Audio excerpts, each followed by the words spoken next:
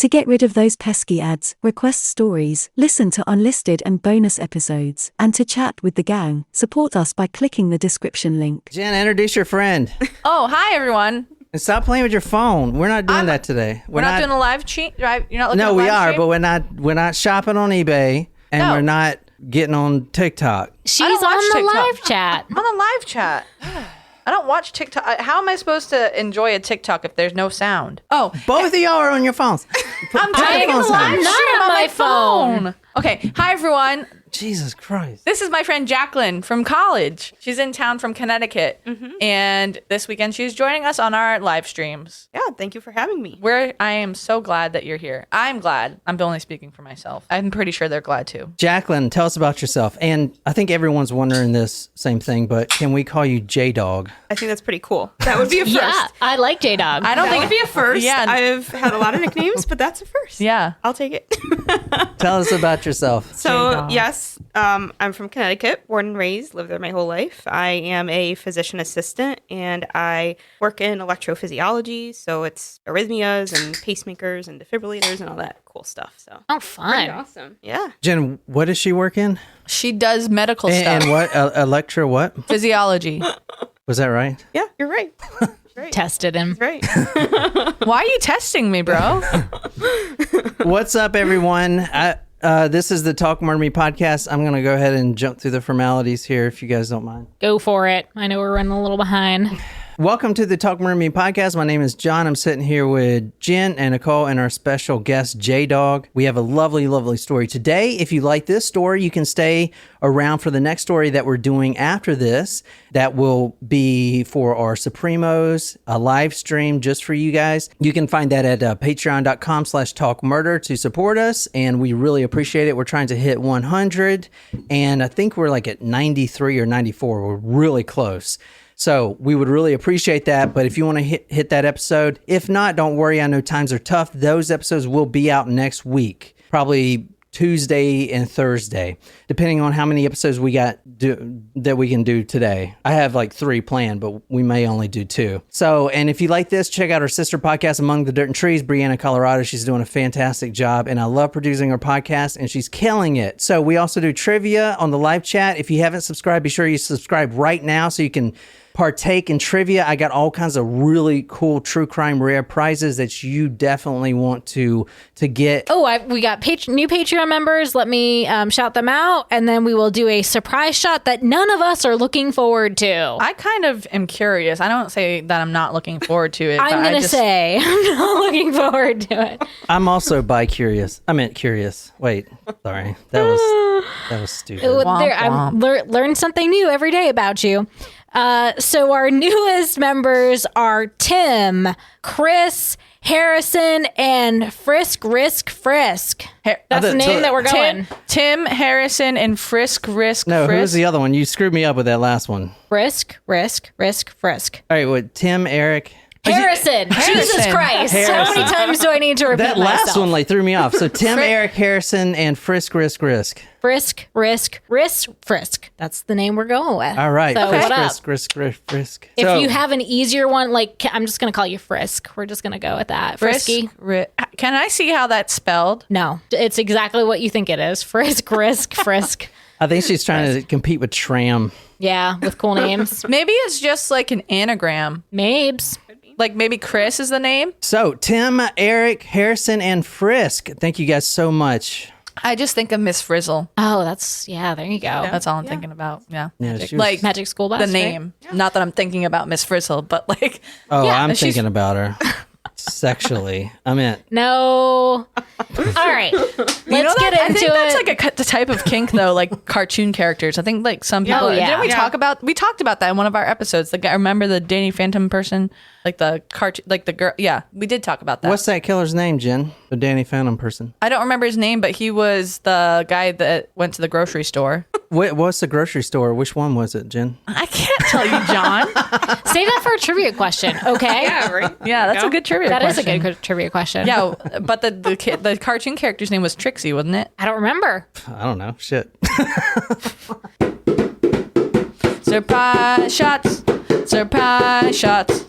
We don't know what they are because they're a surprise. Lauren, Thank are you you. taking it with us? I know you said you may, and I feel like that is only fair. And Lauren said something like, "What's up with you and Vegemite? Hating Vegemite, bro." She called me bro. Bro. So I've never had Vegemite, and let me tell you, I took one whiff, and there's a reason why. Is this like an questionable. actual shot that people take? And it's like I'm floating at not. the I'm not bottom. taking this crap. Don't You be are. a pussy. We did Everclear. We can No, do this is Verticals yeast. at the All This right. is a yeast Cheers. infection. Oh God. Oh my! No, ma'am. What the hell? What was that? It does taste like the description, which said tastes like regret. It says tastes like regret on the can. Definitely regret. on the Yikes. recipe. Dude, why would y'all eat that, Lauren? It's like the But box. that's I don't think you can judge the flavor of Vegemite on that shot because there was also bourbon.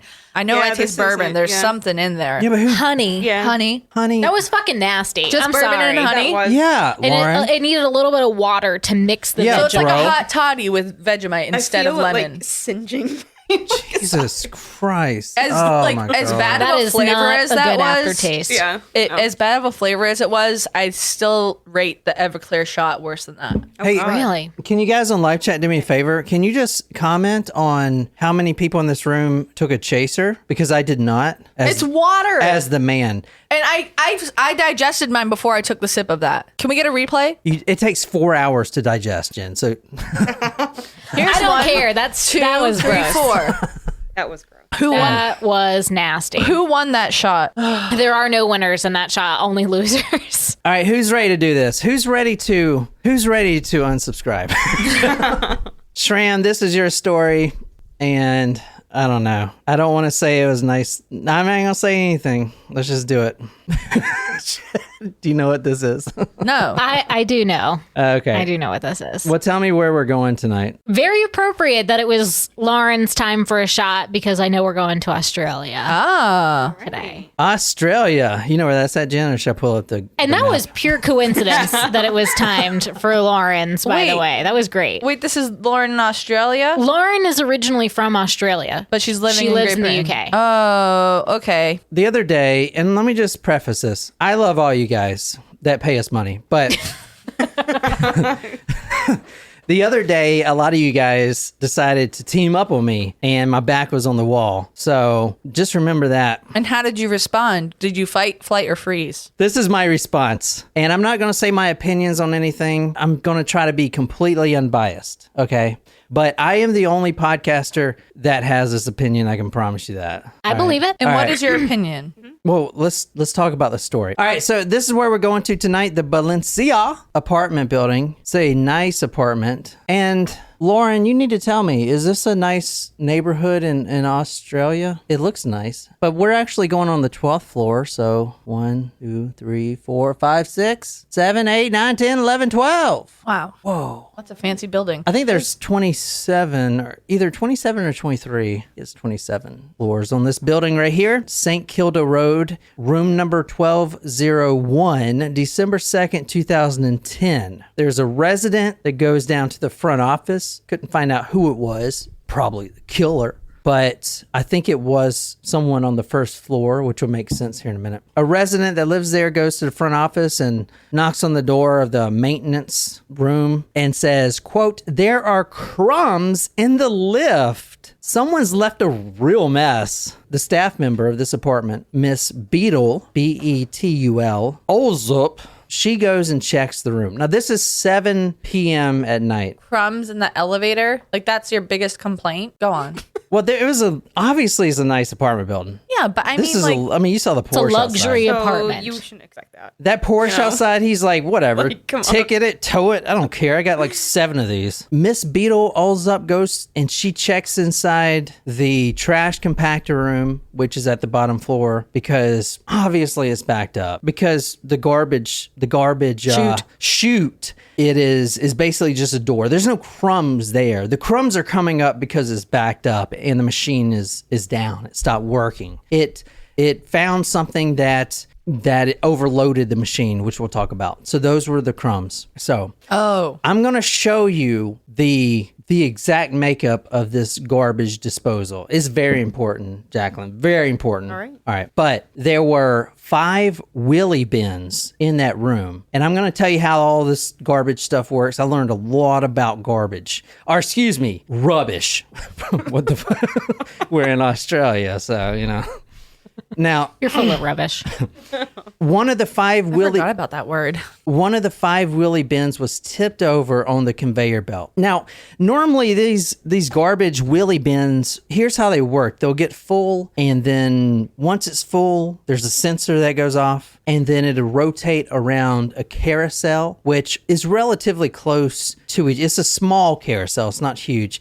The bin will rotate around, and a new bin will be filled up. And this is because in an apartment with 27 floors, you got a lot of trash. That stuff, that garbage compactor gets filled up all day long. And they have to compact it, obviously, because there's so much trash. It can't be something with the garbage disposal, because this garbage, the whole system, the chute, the garbage disposal, the compactor, had just gone through a major service. Last week, they came in here. This apartment was constructed in 2008. That's when it was commissioned. So it's 2010 on December, Jen. 2nd in 2010. December 2nd. So there are maintenance people there, plus the garbage disposal is only 2 years old, so there's routine maintenance to make sure it's going to have that longevity.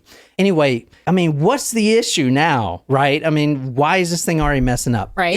Inside this garbage disposal room, the staff member, Miss Beadle, thinks she sees a what lying there? That is what everyone sees. You want us to answer? A body? Well, a mannequin.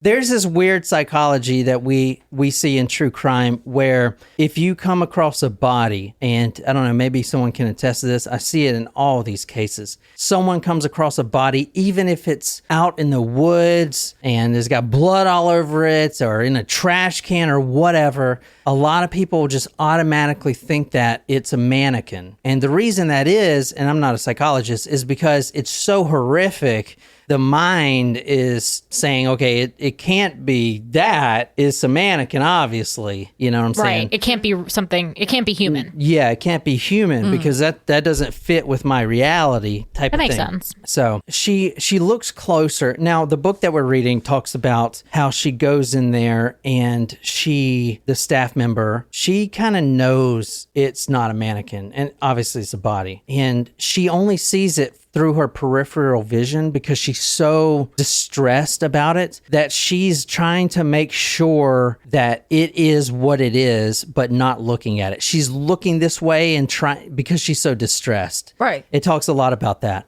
But on the second look, when she actually put her eyes on it, this is what she saw. It was a bleeding, mangled mess, which looked like the body of a young, dark-haired woman lying motionless on her back. She takes that one look and then she confirms it in her mind. Okay, this is a woman. I think it's a woman. It's a bloody mess. This woman went through a trash compactor.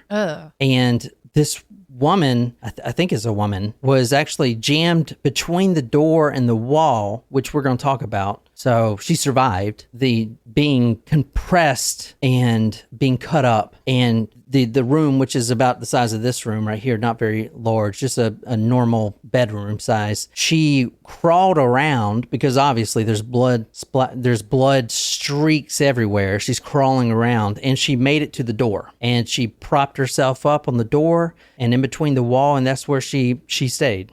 So Natasha asked, so was the body compacted in it, and that's why it was mangled?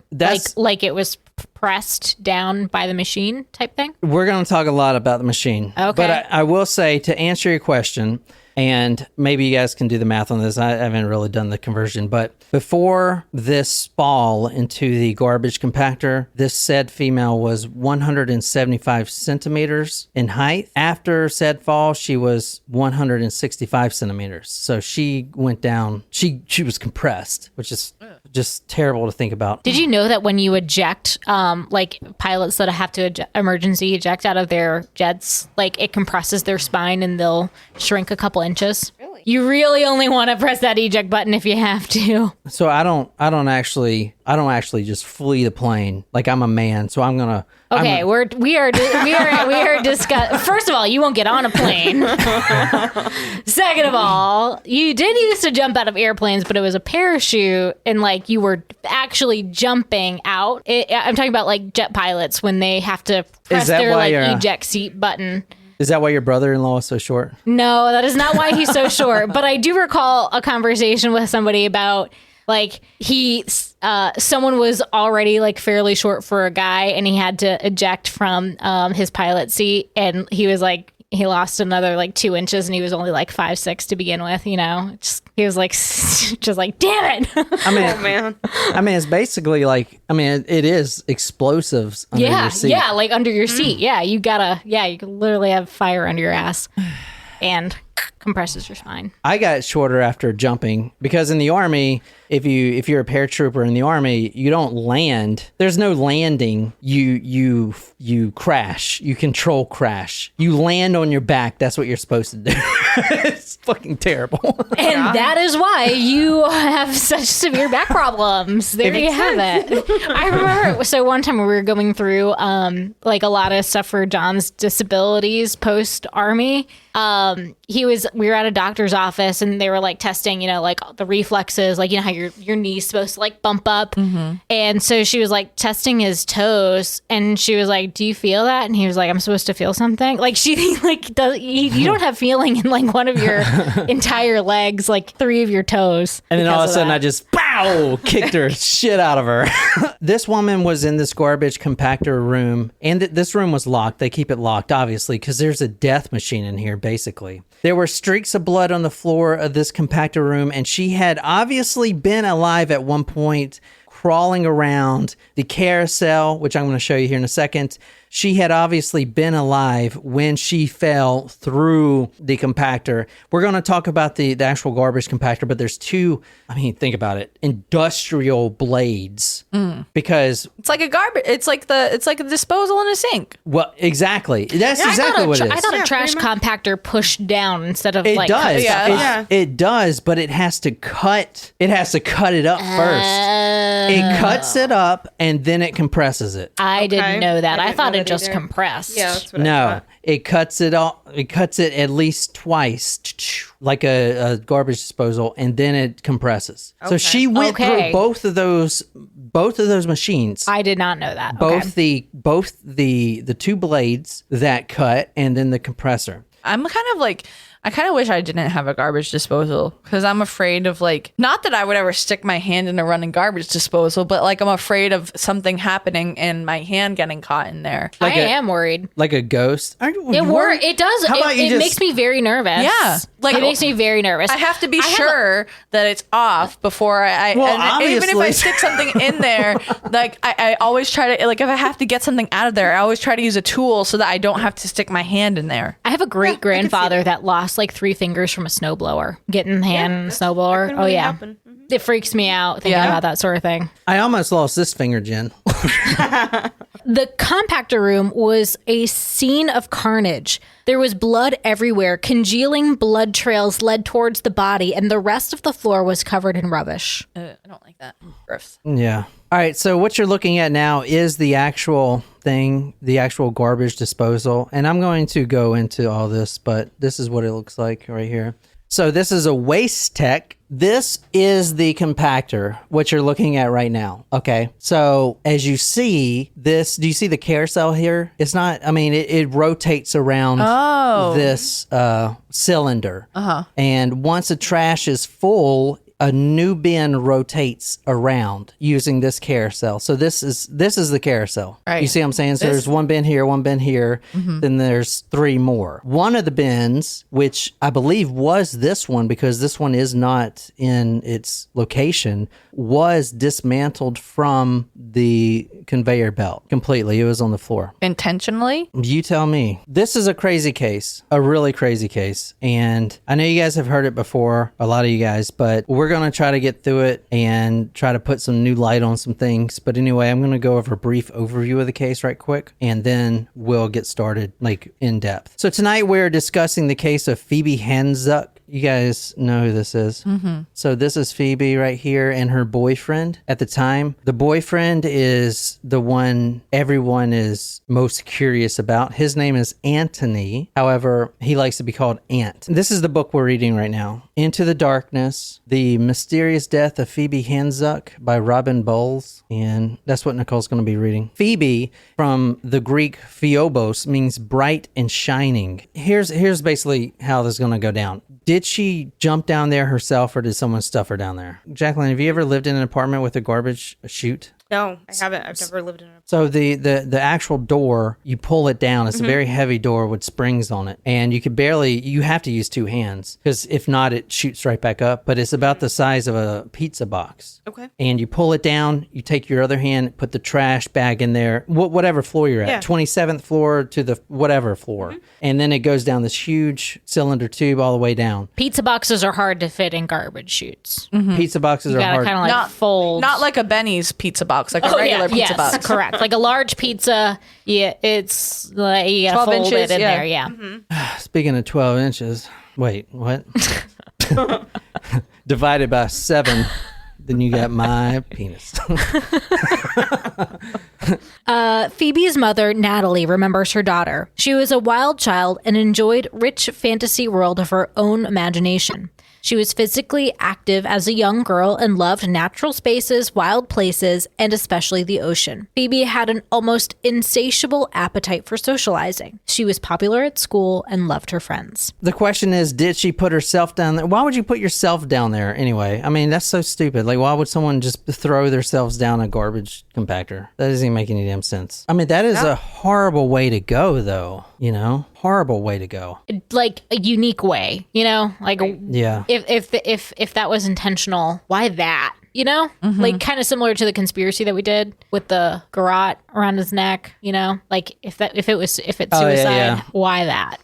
So this is the trash compactor here. This is the exact one right here. This is from the coroner's inquest that was done on this case. So kind of what I described. There's and these are obviously just 2 floors, but it goes all the way up to level 23, it says here. So the building was 23 floors.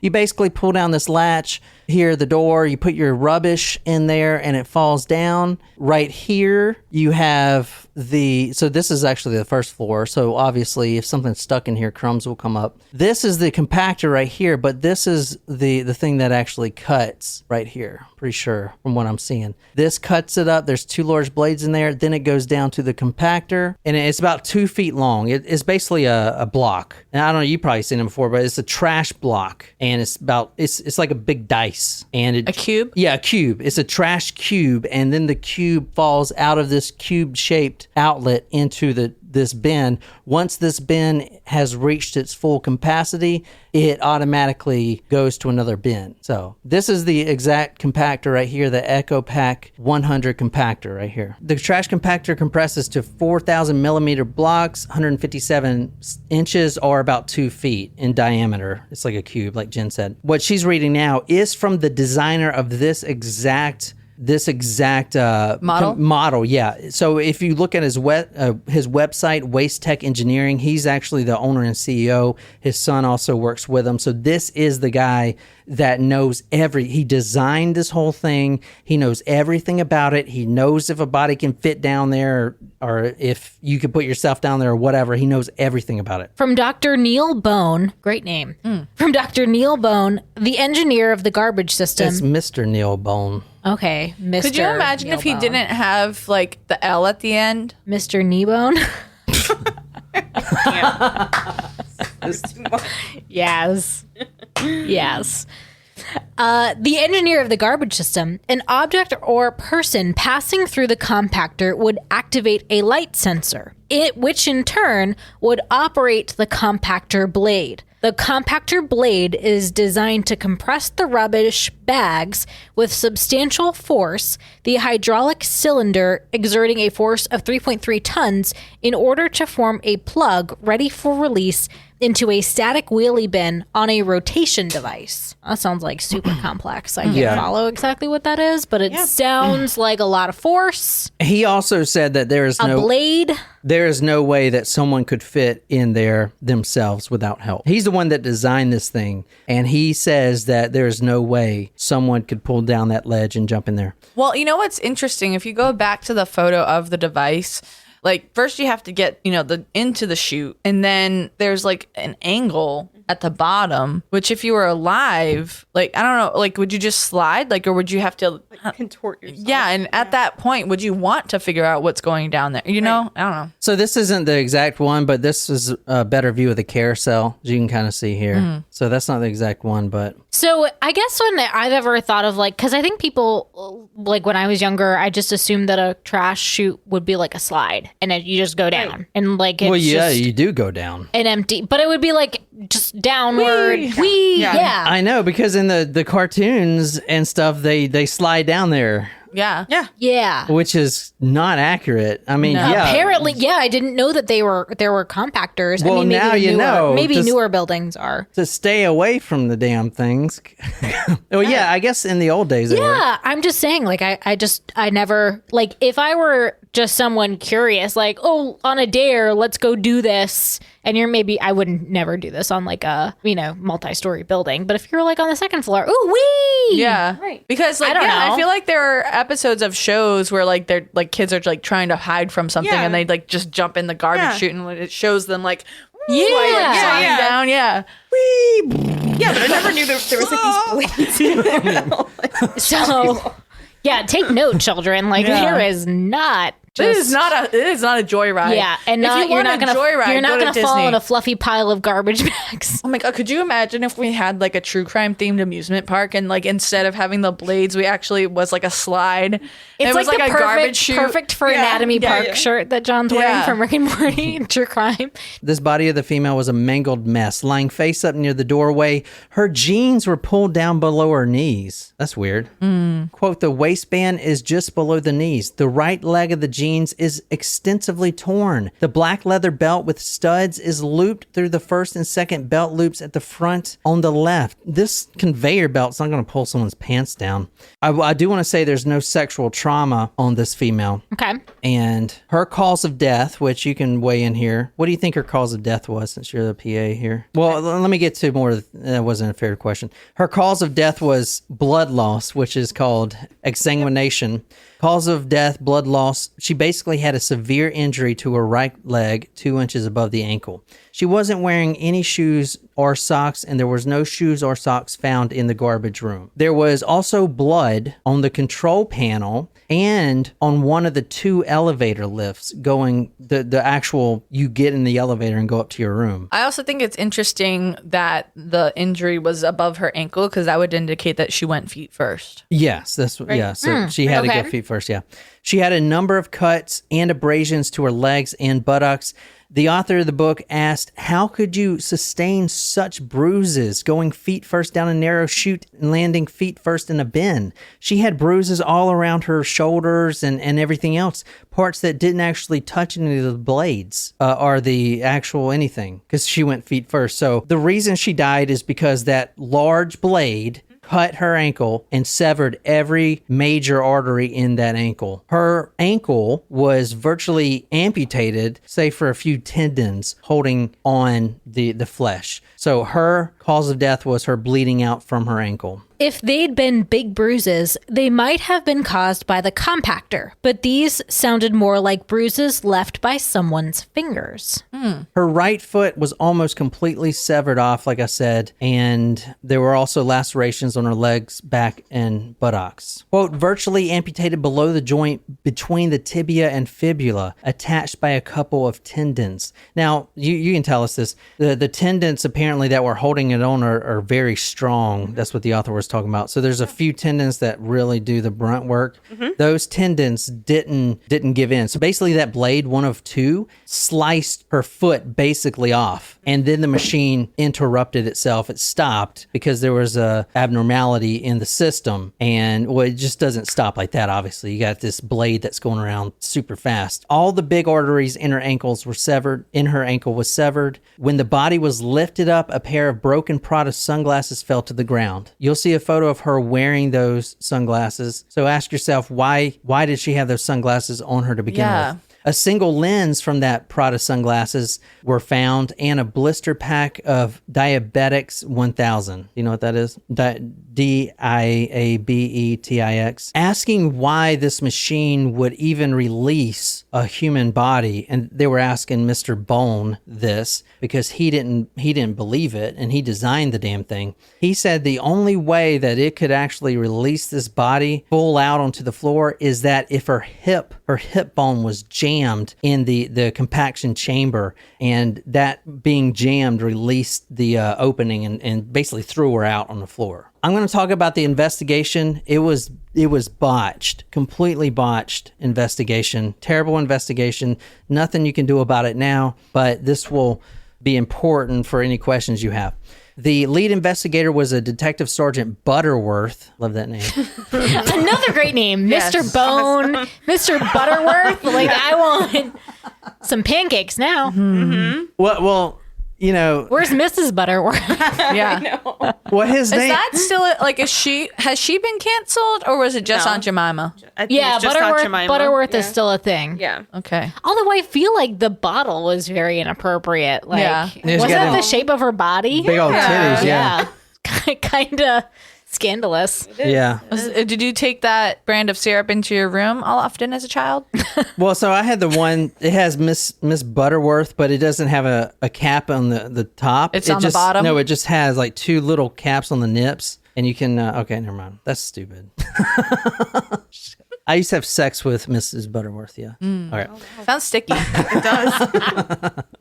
Well, I will tell you this, having a name like Butterworth and then completely botching an entire investigation does not look good. No. He was the lead investigator, and this is going to set the precedent on how bad this police investigation went, okay? They didn't even look in the trash that in the trash bin that she fell in. They didn't even look for any clues or anything. They just threw the trash out. It would be hours before fingerprints were even dusted. So they know that she came from the 12th floor, as you'll see how. But as Detective Butterworth is sitting there 2 hours into the investigation, 3 hours into the investigation, he notices, wait, what's that noise? Someone is throwing trash down the chute.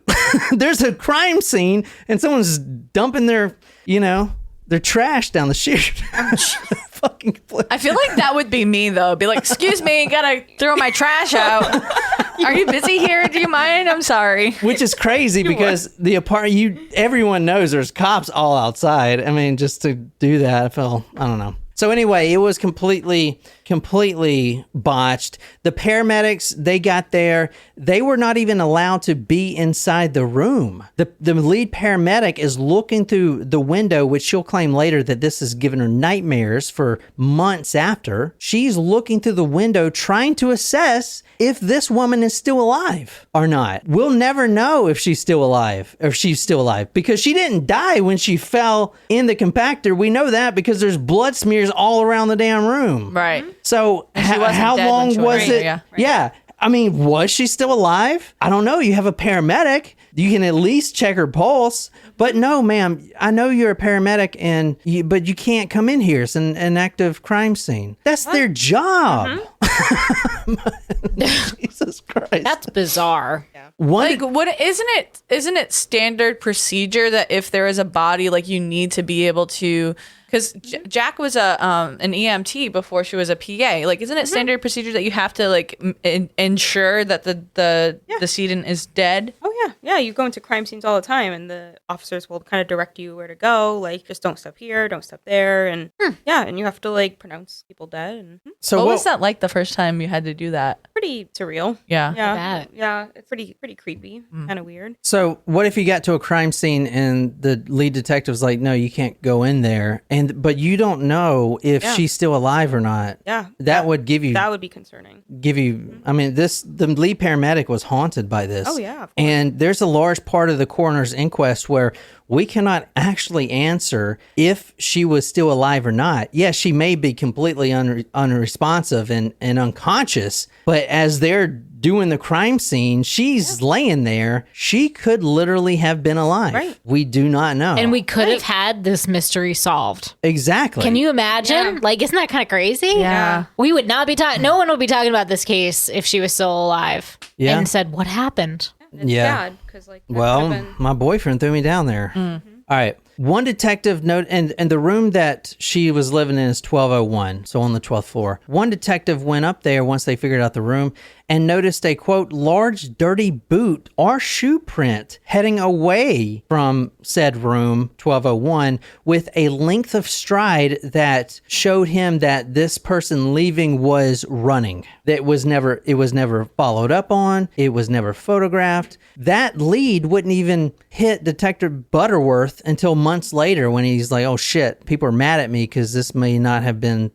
so simple. There's no evidence now. I'm sorry, the maid has already cleaned up everything. There's, So first you're going to like not actually know if the body is dead. And then you're not going to, once you figure out who the victim is, look at their floor and see if there's evidence there. I feel like I can make a better detective than this person. All right, to give... That's saying a lot. I can't say to give this guy credit, but the sentiment when he arrived, which is about an hour and a half after the body was found, the sentiment there was, okay, this was a suicide. So he went into the mindset, he's obviously probably should lose his job, but he went into the mindset of, okay, this is a suicide. So we don't need to dust for fingerprints. Why? It's not a murder. You know what I'm saying? I don't know. It's weird. One resident said the previous Monday, she saw a woman in her mid-20s with spiky black hair, which is Phoebe, because she had her hair spiky like that. She was crying at the bottom of the car park, and there was a man with her making her cry. Well, like, was he yelling at her? Or what? All she said was it seemed like this man who was with her was trying to avoid being seen. So he would kind of turn his head, try not to... Well, no one wants to be seen making someone cry unless you're an absolute monster. Yeah. The paramedic that arrived, who police wouldn't let into the crime scene, saw cuts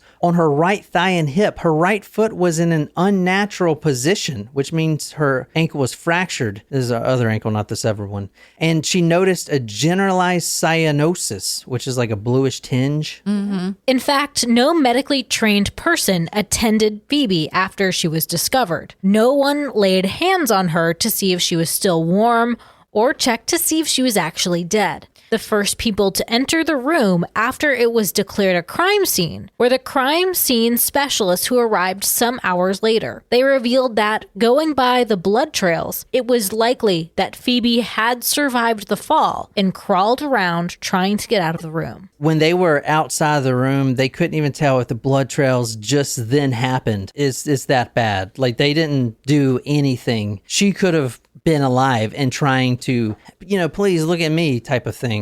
Terrible.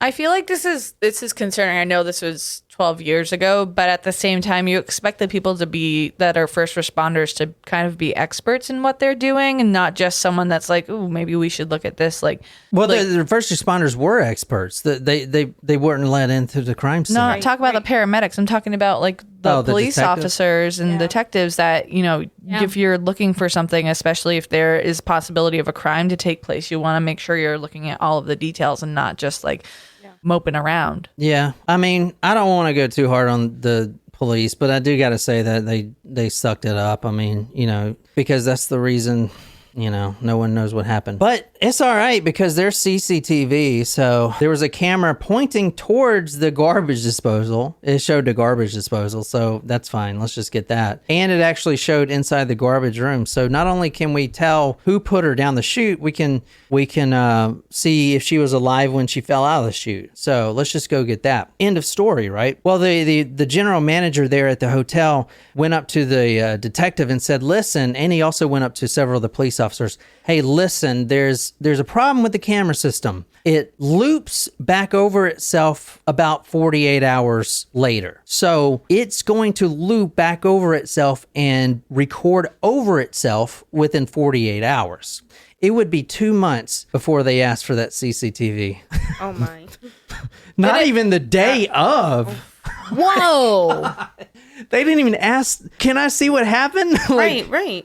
Not even morbid curiosity to see someone get, I would be curious. I'd be like, how the hell does somebody get in there? Yeah. Right. So, Wow.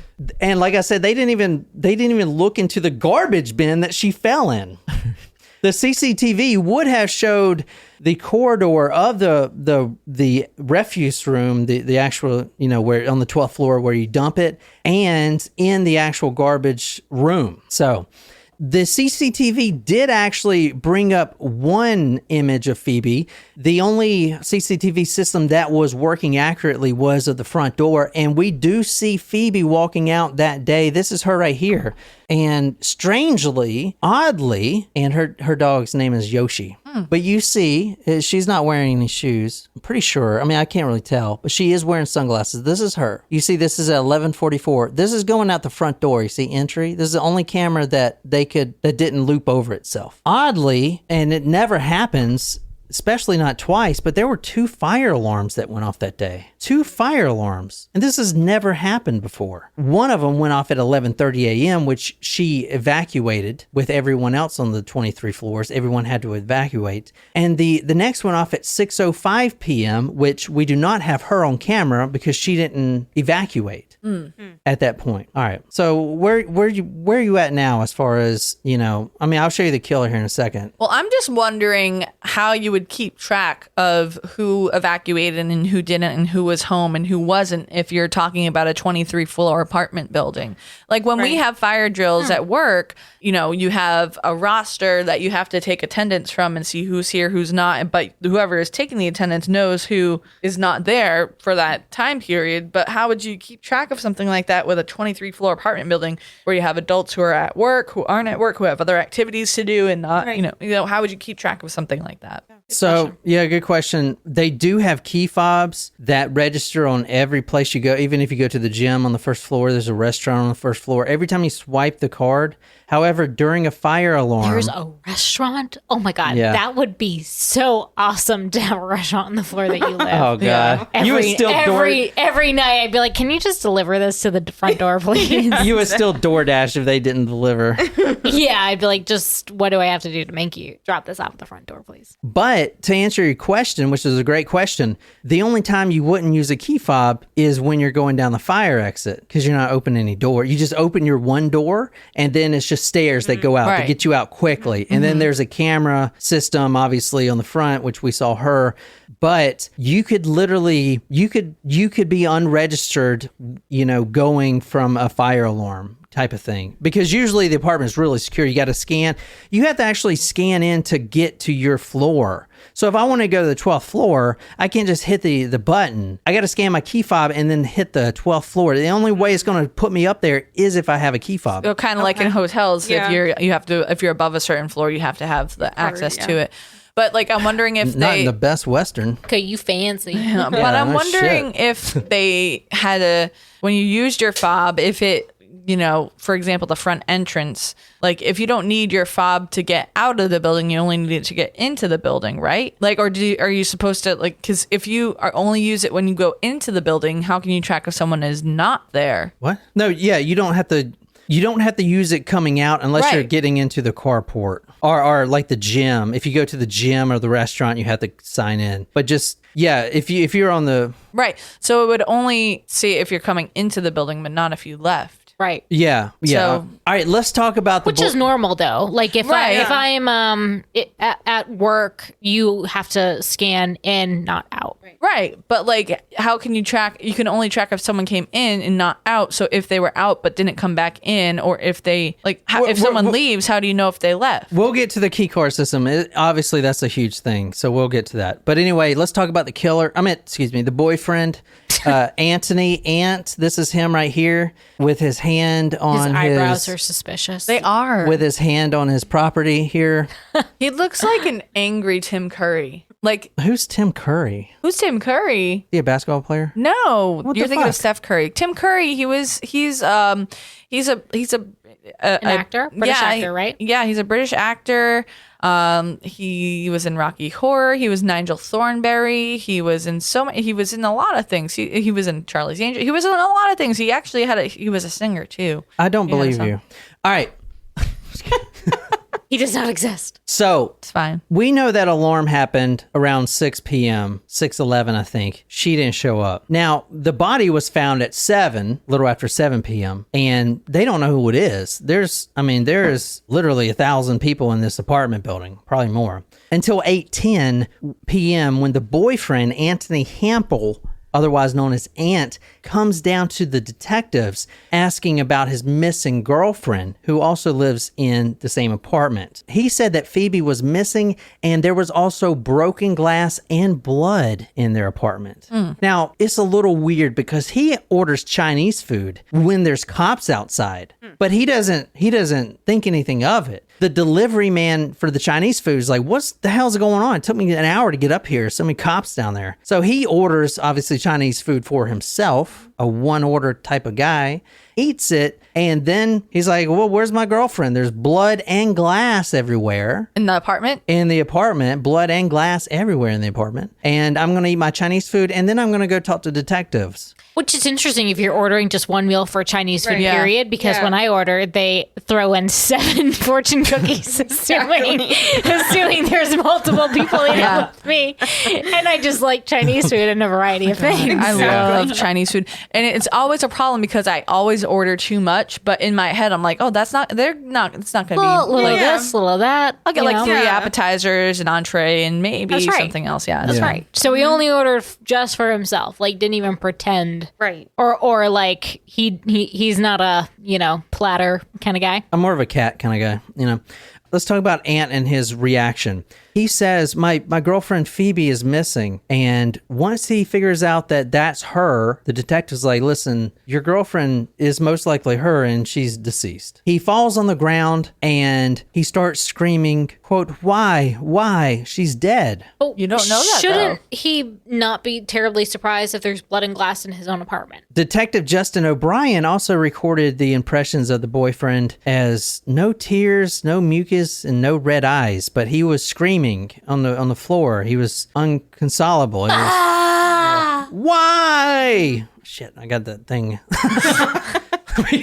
How long is this going to take? All right, so let's talk about how they met. In 2009, they met. She was 23 and he was, do you want me to show you a picture again? Guess the age? Because there is a little age difference. 36. Yeah, pretty close. He's almost 40. all right. I think he was 38. So she's 26. He's almost 40. He's an event manager. So he does music events and he's a big shot. In fact, the author talks about how when she first introduces him, about how he pulls up in his Range Rover. Now Phoebe is basically broke. She works part-time at serving at a bar, and she does another job, which we're going to talk about here in a second. But the boyfriend is rich and she is not, and they live together.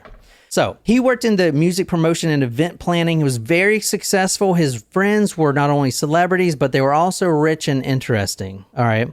He grew up in the prestigious Wellesley College and the Victorian College of Arts. He went to both of those. His father is a very prestigious judge in Australia, very well known in Australia. And his stepmother, which we'll get to, is Felicity Hampel, is one of Australia's leading human rights lawyers and the past president of Liberty Victoria.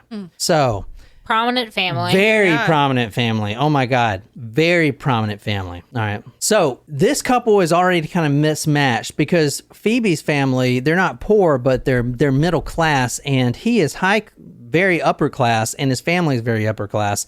The author talks about how when Phoebe moved into the apartment, there were, quote, strange strings attached with the setup. Basically, she was talking about how he forced her to pay rent. I believe it was $150 a week or something like that. Now, Ant found her a job at Savvy, which is an ad agency that he was a part of, working 3 days a week. And over about 8 months or so, that relationship started to fracture. and things got real bad real quick. All right. As far as Ant's whereabouts that day, his friend Christo Van Ingman, who also lived in the building, he was the alibi. He says that him and Ant had been at a meeting in the city from 3 p.m. to 4:30 p.m. At that point, Ant drives Christo back to Balencea, and then Ant goes back to his office with another coworker. So Christo is now in the building. Now, the key cards are real iffy with this point because there are times when they don't register in the swipe thing. So where are you guys at right now? We talked about the chute. What do you think? Do you think a body could fit in the chute? A lot of people think that it's impossible to actually put yourself in a chute. Well, Go ahead. No, you go. You know, she had the bruises on her shoulders, so clearly they're forced. That somebody forced her. I was thinking like it is hard you can't get a pizza box directly into it without folding it. So like a large pizza. Mm-hmm. So a body can definitely fit, that's for sure. A lot of force. Yeah. I'm trying to like think. The only time I lived in an apartment complex that had a chute was my freshman and sophomore year of college. I'm just wondering, did he have did they find any prescriptions, or was there any evidence in the toxicology report that would suggest that she had some sort of drug that would have maybe like a roofie or something that she maybe not was conscious when she was put into or when she entered the chute, because the blood splatter was showing that she was alive when she went through the machine because of the blood patterns. Then one would maybe think that if you can't get in there by yourself and you were forced into it, doesn't necessarily mean that she was putting up a fight. It just means that she was they couldn't get her in there. So, or could the bruises have been from other abuse? Right. I think that's another, was he just physically abusive to her? Mm-hmm. Yeah, that's a good point. Channel 9 actually did a reconstruction of the trash chute, and they actually had two. So this is the trash chute right here. Show you. So you see it's kind of small to get into. You pull that thing down. It's about 2.5 feet off the ground. How far does it open? Are we going to see? What he does, or what this channel does, is they do a reconstruction of the whole thing. They basically create the whole thing from scratch, and then they see if a body can fit in there or not. So she has a very hard time getting in there by herself. Is she the same size? Yeah, she's the same size, and the only way that she'll actually fit in there all the way down is with her hands above her head like that. But just getting in there was it was near impossible. This right here is a video of two of Phoebe's friends who are the same size, and this was right after it happened. They tried to reenact it, and they have safety harnesses on, but you'll see how hard it is to get into the chute here. So this is the actual chute. Okay. From the same apartment building. Same apartment, same floor. This is two of her good friends. They're like, no, there's no way someone can put themselves in there. So they have safety harnesses on. So to get in there, you have to, it's almost impossible to get in there. You have to push up against something, the wall or like that. It's very hard to get in there. Both of them tried it. The only way they could do it is sit backwards on the chute for a little bit and then kind of shimmy their way in there. And how long did it take them to get in there? Because you would think that if it took more than 2 minutes, you would have had someone. Would that be caught on camera or something? Yeah. Not only caught on camera, but a passerby saying what the fuck are you doing? You know. Yeah. Also, I wanted to ask if she had any if you could remind me of what time maybe she went into the chute, because did she have any problems with sleepwalking or anything? Well, hold on. So this is the reconstruction of it. You see how hard it is right here to get in here. It can be done, but it's a lot easier to put someone in there unconscious, someone drugged. Let me see. Yeah. Okay. Yeah. Wow. Okay. Yeah. But Shram made a good point of the door could have caused bruising. Yeah. So this is the door right here. It's a pretty tight fit in there. You bring the door down and then you get in there. Now, there were no fingerprints. Phoebe's fingerprints weren't even on the door or anything. Or the frame or anything. No. even if, like, that's strange. Even if she didn't go in there by herself, even if she was put on there, you'd think that maybe she would have. Someone had to open the door. Somebody's fingerprints. Yeah. Right. Unless they were wearing gloves. Right. But even that's a good point. I didn't think about that. Yeah. But even if she wasn't the one who opened the door and went in there herself, like, surely her hands would have brushed up against something in the area. You would have thought, yeah. Like the frame or the Shram says in the someone chute. clearly wiped it down. Yeah, I mean, it was hours before they even checked, so definitely someone could have wiped it down. But there was no fingerprints at all on the thing, even the pull-down handle. Okay, one thought on the wiping it down. Could that have been from cleaners? No. Wiping, like, No. if like a cleaning crew is coming to clean Yeah, the but- floors in the hallway. Yeah, but as soon they got all the cleaning crews out. I Okay. know it took a while for them.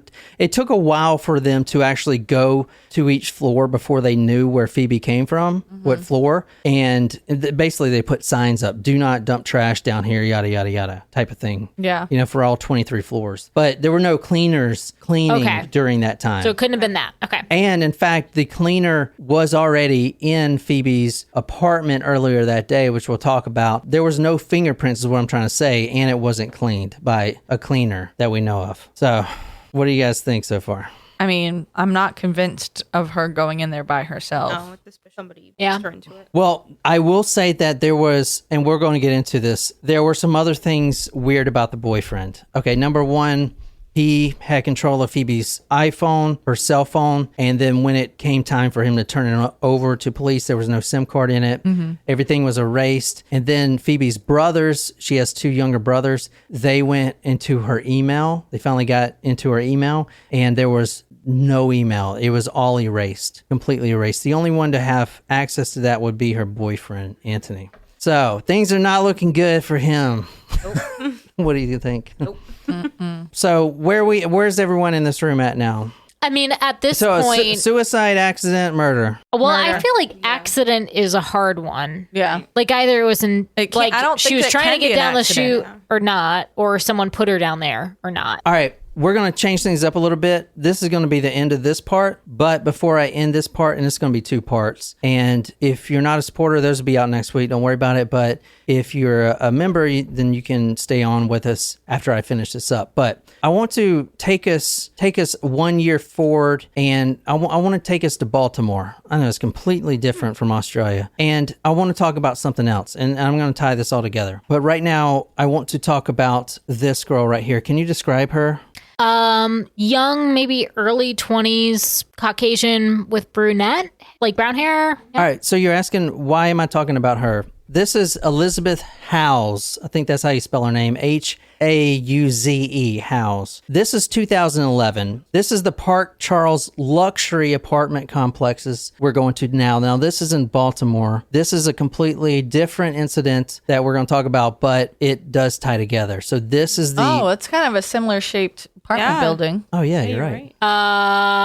Where in Baltimore is this? Oh, yeah, you've been in Baltimore. She went to school there. It's Yeah. next to Omar's place. Where's so this is Park Charles Street. I don't know where your school. So Nicole went to Loyola. Loyola. Loyola. Which was one of Shrim's trivia questions. Oh, nice. About what my mascot was. The Greyhound. Well, here's the John Hopkins Hospital. So Yeah. where's University of Maryland? No. We were very close to Johns Hopkins University. Like So walking Nicole, do you distance. know where this apartment complex is? Yeah, North Charles Street was where half of our campus was. Okay, all right. So it's But Park Charles, like that looks more like it's like in the heart of. That looks closer to like the Johns Hopkins area. oh, they got a restaurant there, the Peanut Shop. Ooh. Do you think they have boiled peanuts there? Well, down here we call them bold peanuts. So, all right, there is a reason why I'm bringing this girl up. I know it has nothing to do with Phoebe's case, but if you want to read this headline for us, Niquiz. Body of recent Loyola University graduate found in trash chute. Wow. So Nicole went to Loyola University. Loyola. Nicole went to Crayola University. Broken crayons, still color. That's true. Okay. All right, so this is 1 year later. I know this is a different case, but it does tie all together. We're talking about an honor student who just recently graduated from the University of Loyola University. Loyola University. Loyola. Loyola University. Loyola. It's like Toyota, but Yeah. instead of the there you T's, go. it's L's. There you go. Okay. All right. So this 23-year-old grew up in a nice family near Valley Forge. She graduated with honors degree in education. She met a man that night. Now, she was just in town. So she's from Philadelphia. This 23-year-old from a very nice family near Valley Forge goes to school in Baltimore. She goes back there just to visit some friends in Baltimore. The weekend that she was there, she meets a man. Wait, when was the weekend? What do you mean? So there's like an annual event in which postgrads go back. It's called the Bull and Oyster Roast, and it's like for seniors plus alums. October 18th, 2011. Can't remember if it was a spring or fall event, but We're having our 10-year reunion here in Charleston. All right, listen, guys. She met a man that night, and they went back to his apartment room. And this was, I believe, on the 17th floor or something like that. And all of a sudden, she disappears. The man was cleared of all wrongdoing, and she ended up at the bottom of the trash chute in the exact situation that Phoebe Handsjuk ended up at the bottom of the trash chute. She was dead. One resident says, quote, "I'm a little sketched out by it." Another, "I don't believe this. I think she was killed." All right. Police spokesman Anthony, oh, that's weird. Yeah, weird. Guglielmini says, quote, "There are no evidence on the body that's consistent with foul play." Another resident says, "I'm going to move out." Now, this is from a friend of hers on a Reddit page right here. She is trying to get to the bottom of this. I've been struggling with this post. I can provide information if interested, but first I'll start with Emily specifically. On October 15, 2011, she went home from the bar with a guy she had met that night. The next day unfolded as one of the worst in my life, as we couldn't find her and eventually heard the news about a body being found in a dumpster. Emily had gone down the trash chute in the Park Charles apartment and was discovered the next day. She was 23 years old in the exact same situation that Phoebe went down. I feel She's like not suicidal. What does that do for you? Anything? just makes me more suspicious of what happened in Australia. All right. We're actually going to, around the same time as Phoebe, another case, separate incident, same apartment building, exact same apartment building. What? Can you read this? for second time body found at bottom of trash chute. Within the same year, well, one was 2010, and then Emily's was 2011. Another, I don't think we talked Wait. about this the first time we covered. Wait, the this same case. body. Is this in Philadelphia or in Australia? I'm so confused. Baltimore. I meant Baltimore. Forget about Phoebe for a second. Okay, This so is this is other in Baltimore. cases. This is other cases here in America that have the exact same situations. It went down the exact same way. They all fell in the trash chute or were put down there. These two on the left, you got Emily, who we Yeah. just talked about, Right. the honors graduate. On the right, we have a Harsh Kumar, who was a senior IT leader at Johns Hopkins University. His sister, an anesthesiologist, grows up, has a father who is also in medicine, very loving family, not suicidal as what the cops say that, he may have been, had a great job, had a future lined up. All of a sudden, he's in the trash. Not even a year later, Emily is in the trash in the same apartment building. Park Charles, the same one, in the same trash compactor. Same one. How? 2010, Harsh Kumar, 30 years old, fell down the exact same trash chute. Massive injuries, fractured skull, broken neck and ribs, 16 stories, large tears and blood stains, fingernails dirty and bloody. The medical examiner says this death is undetermined. So It's not a suicide. It's not a murder. I don't know. It's undetermined. well, did he? But he had injuries to his neck. Like maybe he. Well, that could have been the blade. Yeah, but I mean, if he went down head first, maybe something like he accidentally dropped something was in Trying there. to get it? Yeah. Yeah, but the fingernails being dirty, like the thought there was sort of bite or pushing back. Well, there was blood under the yeah. fingernails. Oh. Baltimore PD said these two events are just a coincidence. I don't know about that. One- Same building. One commenter says the Baltimore PD is a disgrace. This is obviously a cover-up. Kumar's father said, quote, "It was very hard for us to understand how it could have been an accident. We were under the opinion that it was foul play." So, what do you guys think about this? Kind of crazy. Yeah, I'd say. Shrem asked a good question. Did they test the blood under his fingernails? Yeah. Like, was it his own blood? Right. No, it's just suicide. From what I saw, they did not test that blood. They brushed it off as a suicide. All right, so we're going to talk about all those on the next episode. Plus, we're going to get into Phoebe's life. We're going to get into some stuff with her and Anthony. I'm diving extremely deep into her background on the next one. This one was kind of a teaser. Okay. Oh, but wait, hold on one second. What's this? Nicole, can you read this? Revealed New York socialite who was found dead at the bottom of a trash chute in her $6,500 per month apartment was having an affair with married WebMD CEO before her 2018 death, whose name was also on her lease. A New York What a headline. a New York socialite. This is her right here. Where's she end up? The trash. Trash chute. In the trash.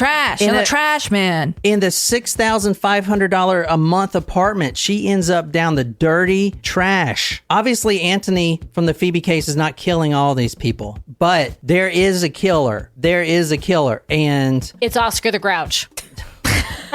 I thought it was Frank from It's Always Sunny. all right, hold on a second. So we're going to wrap this up, but Anthony didn't kill all of these girls. He may have killed Phoebe, which we're going to determine on the next episode. However, we're also going to go over up to 9 incidences where I have found so far there have been deaths via trash chute. Now, they all have one thing in common. There's one killer. I'm actually going to show you a video that I got of someone being caught in the act and a body goes down a trash chute. This was not a reenactment. not a reenactment. This is the whole thing. It barely blipped the radar of the news, but this man ends up falling 27 floors, and it is on video. It was in a lower class neighborhood, which is why it didn't really make the news. But we're going to talk about that in the next episode. So if you want to support us and stay on tune for that, patreon.com/talkmurder, and we'll see you on the next one. So until next time, good night, you lovely, lovely people.